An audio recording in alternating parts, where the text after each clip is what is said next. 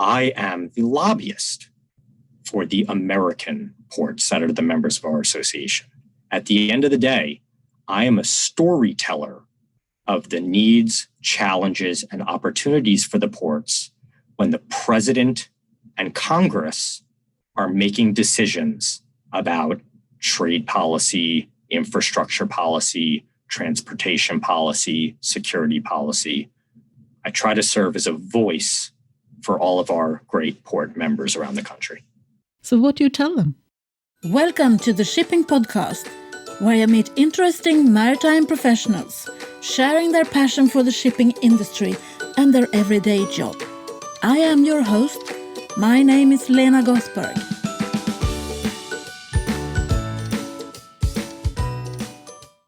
Hello, Shipping Podcast listeners, and welcome to the 148th episode of the Shipping Podcast. In this episode, you will be listening to Cary Davis, who is a Senior Government Relations Director and General Counsel at the American Association of Port Authorities in Washington, D.C. The AAPA, the American Association of Port Authorities, is a meeting place for all the public port authorities in the United States. And Cary is working as a lobbyist in the U.S. Congress to make sure that everyone understands the importance of seaports and infrastructure when it comes to the global supply chains. Welcome to the Shipping Podcast. Could you please introduce yourself? Lena, good morning by me in Washington, D.C., and good evening by you in Sweden. My name is Cary Davis. I'm the Senior Director of Government Relations and General Counsel for the American Association of Port Authorities, or AAPA, as we all call it. And what is your background? Well, Lena, I am an international trade attorney. I practiced law at a law firm for several years, representing international conglomerates. And after practicing law for a few years, I went back to my deepest passion, which is politics and policy and the federal government of the United States here in Washington, D.C. So I did a stint working in the United States Congress. I did a stint as a presidential appointee working on international trade at the Department of Commerce. And for just about a year now, I have been representing the port authorities around the United States at AAPA. What made you move into the maritime world? That is a great question. I would start off by saying that shipping, transportation, logistics make our entire world feel smaller, tighter, more interdependent, and even more manageable. And during these wild international pandemic times, it's great to work in an industry where supply chains and logistics are helping to get food, medicine, PPE to folks who need it. From a philosophical view, that's how and why I got into this wonderful industry. But the actual person-to-person introductions were as simple as we got a new leader, a new CEO at this trade association representing the ports. A mutual friend, knew that I liked working on international trade. He connected the two of us, and less than 24 hours later, I was working for that guy, for my boss, Chris Connor, here at AAPA. So you got the bug now. You are into this industry and you will never leave. I got the bug so much that when I have a day or two on the weekend, I'm always driving to the coast. I'm always going to the closest coasts, as well as rivers and inland water, but they're along Virginia, Maryland. Those are the ones close by. I also try to spend more time with family in South Florida along the Atlantic coast. And I've got to say it, when the pandemic first started and I was expected to work remotely, I jumped in the car with my dog and drove the entire Atlantic coast of the United States to visit port communities from Maine, which is all the way our northernmost state, to Florida. That's how much I've fallen in love with this industry and the history and the communities that grow up around ports. And like I said before, how important it is for delivering the goods to American consumers and families. May I ask, how did your surrounding, the people around you, your friends, how did they react to you moving into maritime? Do you have to explain yourself all the time? That is my question. When you're talking about, say, airports versus seaports, again, or river or lake ports, which are also great members of our association. And that is just about everyone, and certainly my peers, travel through airports a lot. They know what happens there. They know what to expect there. They know the importance of those entities to society and to our economy. Not so much with seaports. Very few people have actually ever been to a seaport, let alone know the importance of those entities to communities and to our economy. The cruise industry is getting more and more popular, and there are all sorts of folks, certainly the retirees, which are more common in the United States, but even younger folks who see it as a great way to efficiently travel around the entire world. So more and more folks have been taking cruises, including folks my age. That's helped for visibility into our port industry. In terms of the cargo and freight, much less knowledge and visibility. So I do have to explain it to a lot of people. What is AAPA? What is the American Association of Port Authorities Alliance? Lena, thank you for asking. I really turn my nerd factor on when I get to talk about our trade association, which is actually coming up on its 120th anniversary as the trade association for the American ports in Washington, D.C. As a trade association, we are the meeting place of sorts, and certainly the unified voice of all of the great public port authorities in the United States. And I just want to stress that for a second. Public port authorities are chartered by states and local jurisdictions to carry out the public-focused mission of transporting goods and people through communities and collecting the taxes on that commerce as well, which of course goes to the general treasury on behalf of all the American taxpayers.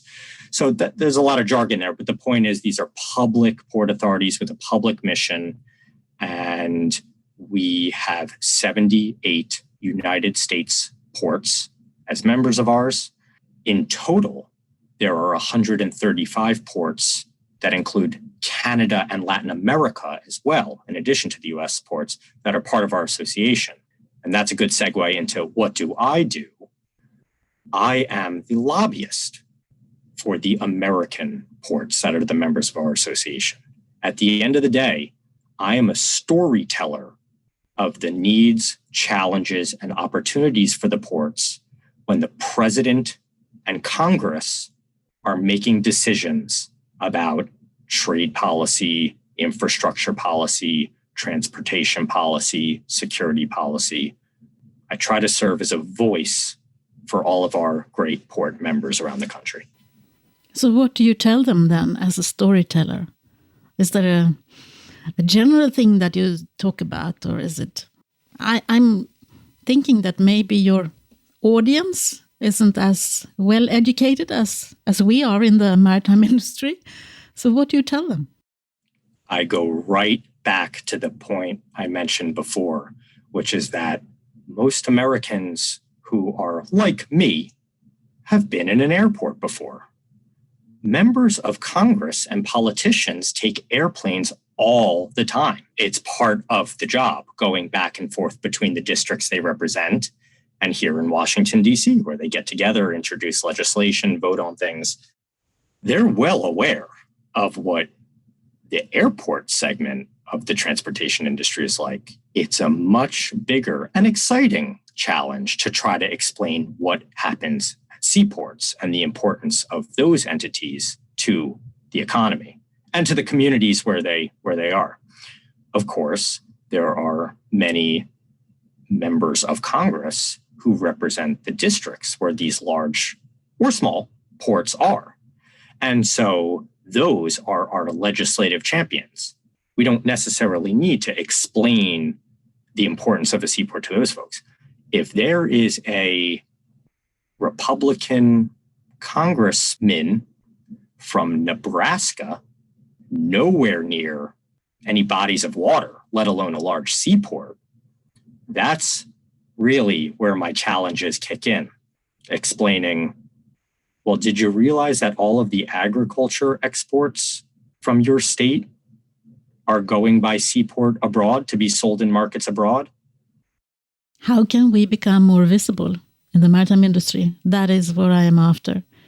What can we do to make this industry more visible to the general public? It's tools and outlets like yours that's really important for that effort. I'm an avid podcast listener. So if I were to scroll through my phone right now, you'd see supply chain podcast, infrastructure investment podcast, the shipping podcast. So I think you beautifully use modern media to tell a story which is often literally hidden from the public just because it might be a secure area, as many seaports are. It might be in the old part of town because that was probably originally where the city went, and now the downtown and financial districts are elsewhere. So using conversations like this and new media are a beautiful way to do it. Certainly, our trade association uses similar tools.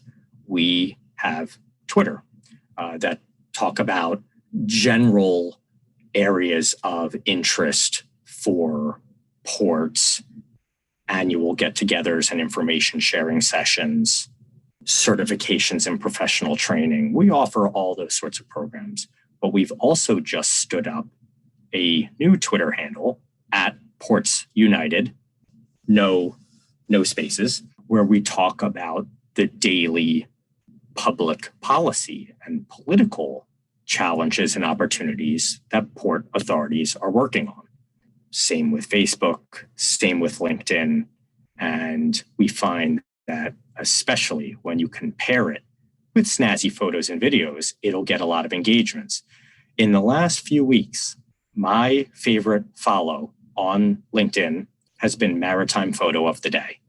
And these are everything from a salty, grizzled fisherman on a little canoe off the coast of a fishing port in states like Maine that I mentioned before, or Washington State, to some of the largest ocean-going vessels in the world docking at some of our ports in the U.S. So you probably saw that the Brazil came to the east coast of the United States just a couple of weeks ago, the largest freight container in the world.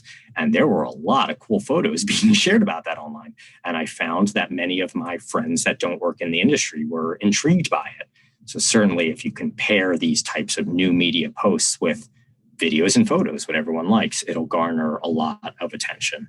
I do come back to the exciting but difficult challenge of explaining to heartland and non-coastal policymakers and politicians the importance of ports.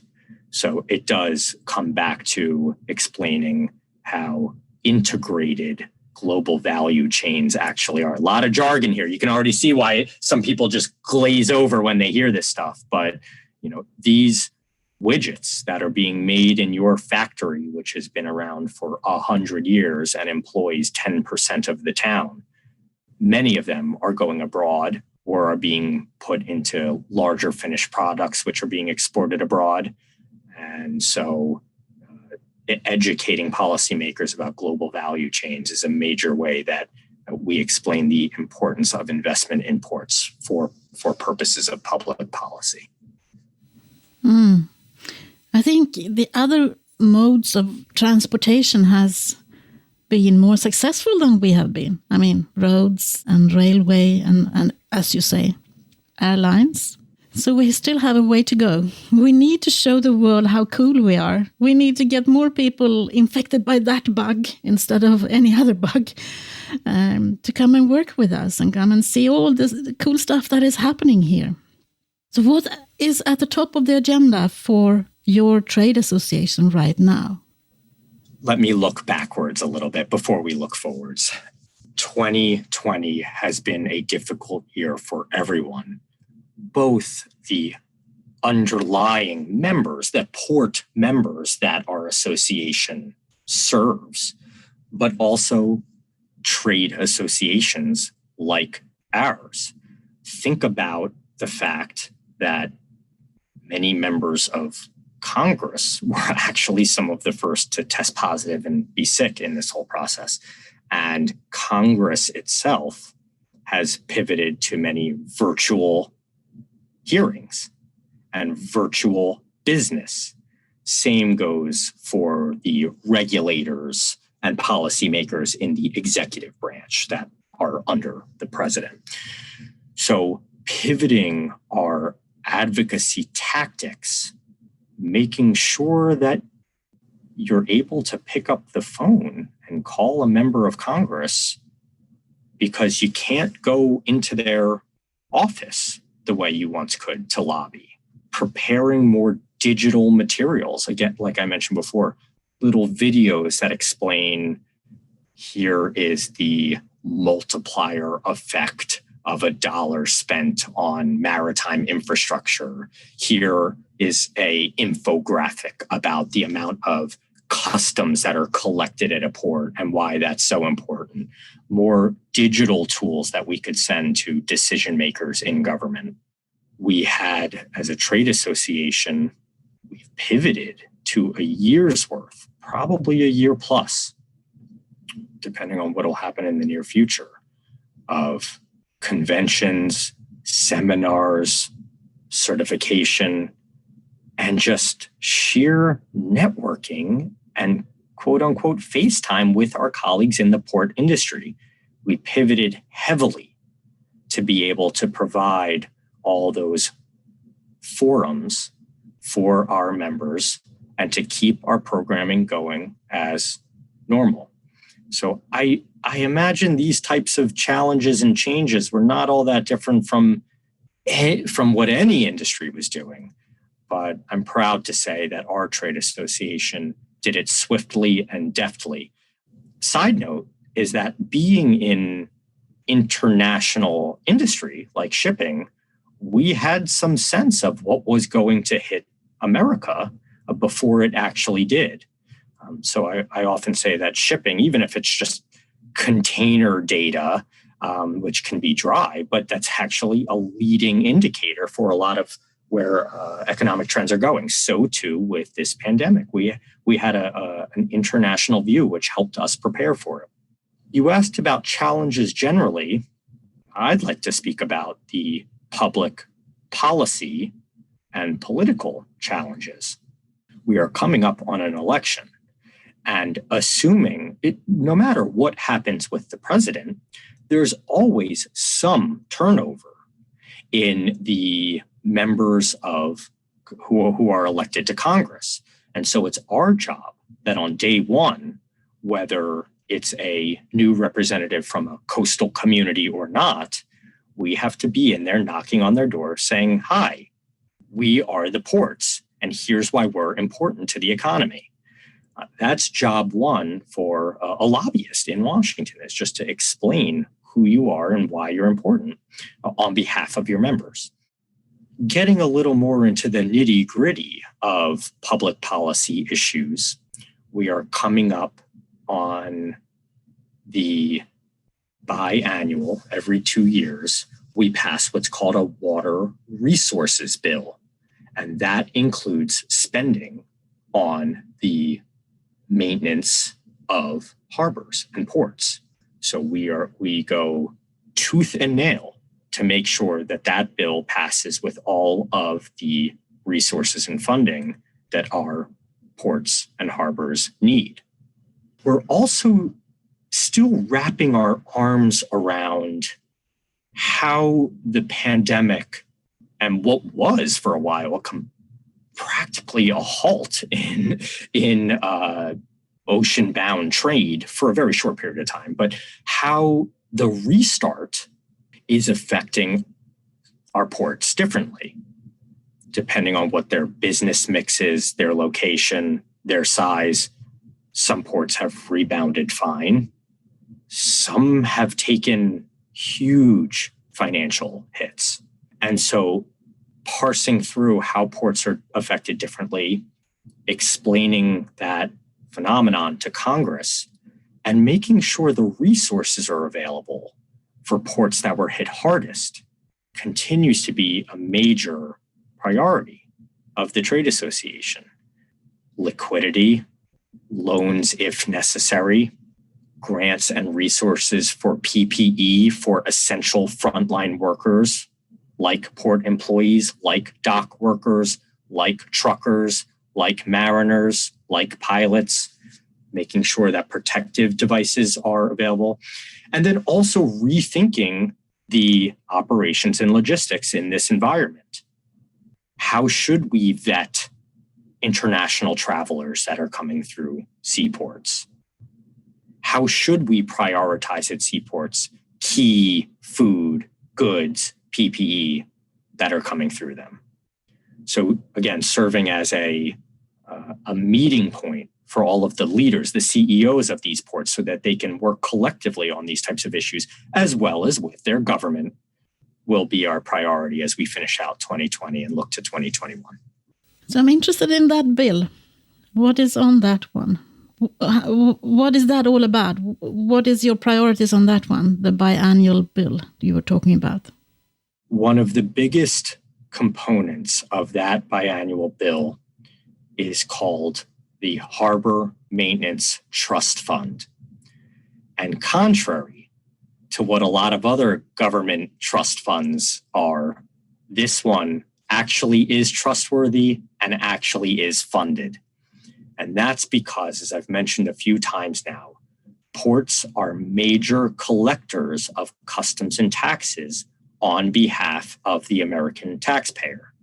So ports want to ensure that some portion of that money is being reinvested back into harbors and channels so that maritime commerce can continue flowing. So you asked about our priority. We are working to make sure that the balance of what's been collected in the Harbor Maintenance Trust Fund is allowed to be invested back into ports and harbors and done in an equitable way so that all ports and harbors, East Coast, West Coast, small, deep draft, shallow, get some disbursement from the Harbor Maintenance Trust Fund. In addition to that, the bill includes lots of infrastructure projects overseen by the U.S. Army Corps of Engineers. So what better way to get shovel-ready jobs moving in America when they're so sorely needed than by unlocking this balance of funds that the ports have already collected so that they can be used to reinvest in our harbors, our channels, and our waterways.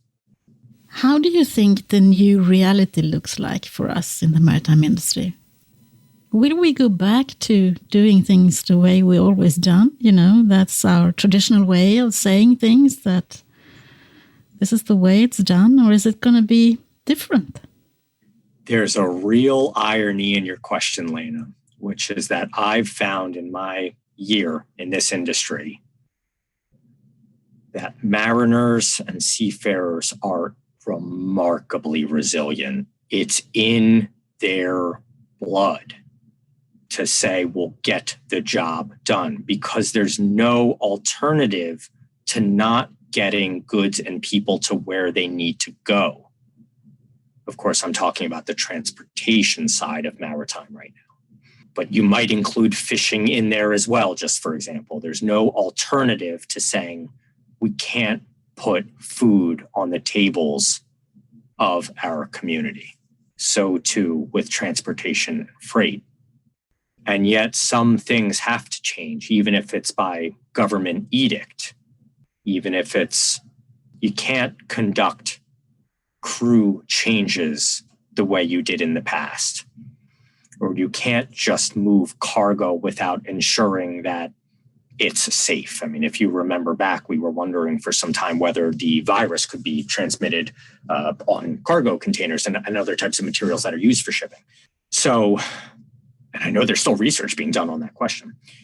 So I was just chatting earlier today with the head of a port who said that all of her employees would be remote, optional. They could come in person if they'd like to, but the default would be remote until January. And they would reassess, depending, I think, on the spread numbers and whether a vaccine's available. But the point is twofold. One is we've sort of just kept everything moving. We never had to, for all of the other industries that have to talk about how do we reopen, the ports have never had to do that because we never closed. So we've sort of just kept moving.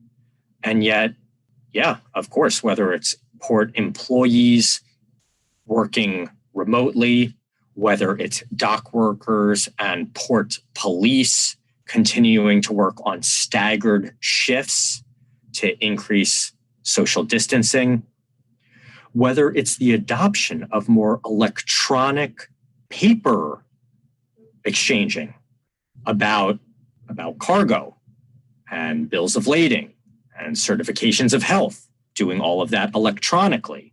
That will certainly be a trend that we're moving more towards. And that just starts to scratch the surface of digitalization in the next era of ports.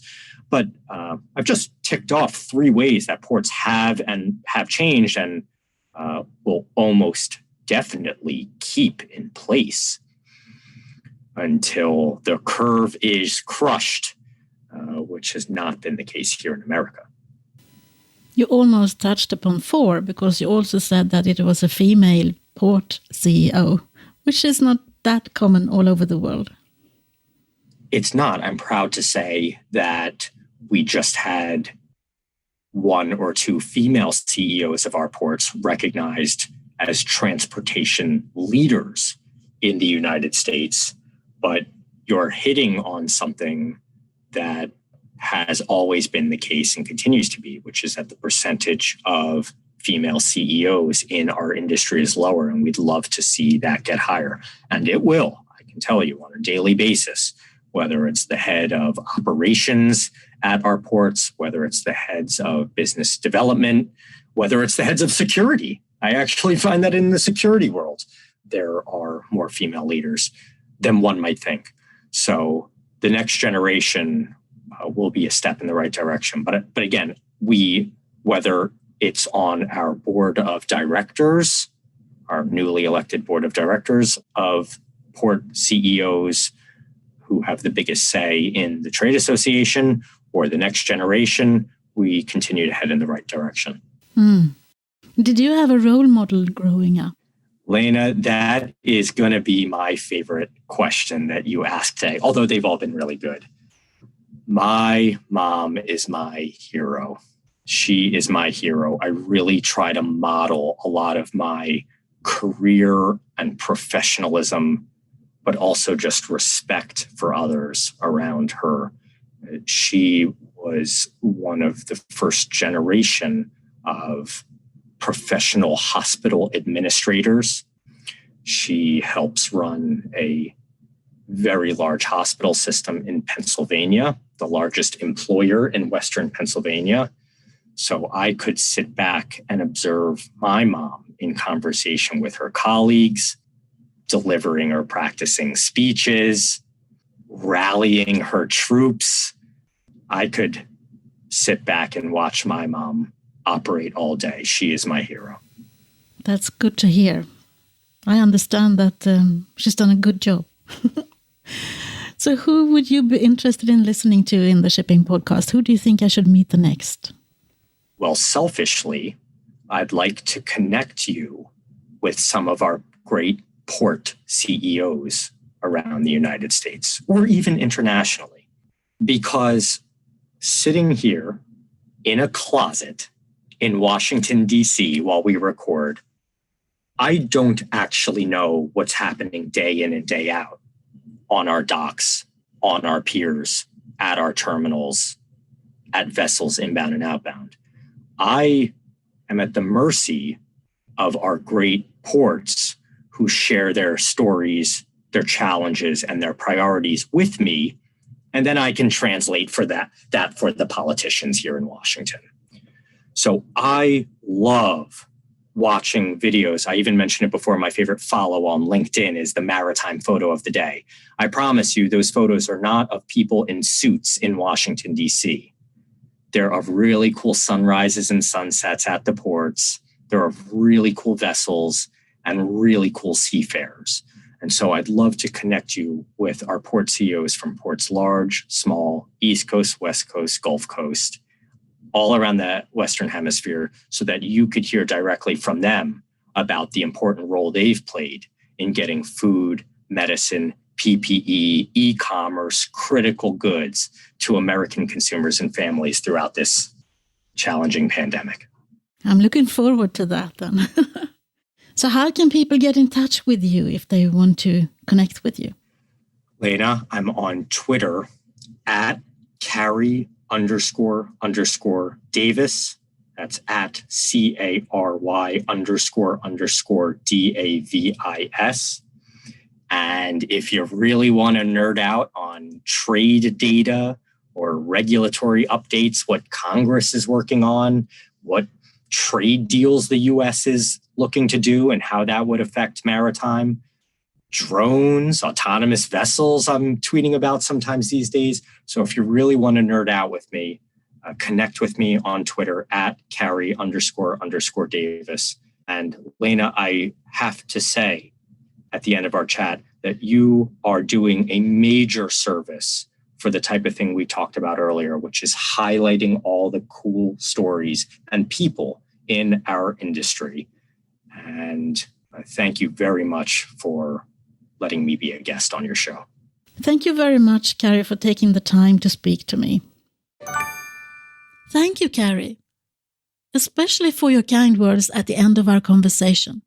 I really appreciate that. I hope that more people who listens to this understand what I'm trying to do and jumps on the bandwagon. I also think that the maritime industry needs to up the game when it comes to lobbying, to make politicians and other stakeholders understand the importance of shipping in the global supply chains. All other transport modes have been more successful than us, and we need to know why. In Sweden, where I live, we don't have the tradition of lobbyists. Or maybe we have, but we call them something else. But still, the railway lobby and the road lobby has been more successful than we have.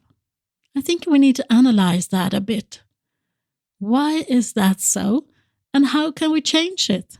The pandemic has definitely made more people aware of the importance of raising the profile of the maritime industry. More and more people are talking about that. And I think we need to do a joint action. Thank you for listening to this timely episode. Of course, what Cary is talking about is evergreen. But at this moment in time, when we are all following the developments in the election campaign in the United States and what the outcome may be, this episode is more important than ever. Thank you. Until the next time, from me to you, over and out. Thank you for listening to the Shipping Podcast. Don't forget to tell everyone that you meet that there is a shipping podcast available and that they should download it and listen to the maritime professionals who are sharing their passion for the shipping industry.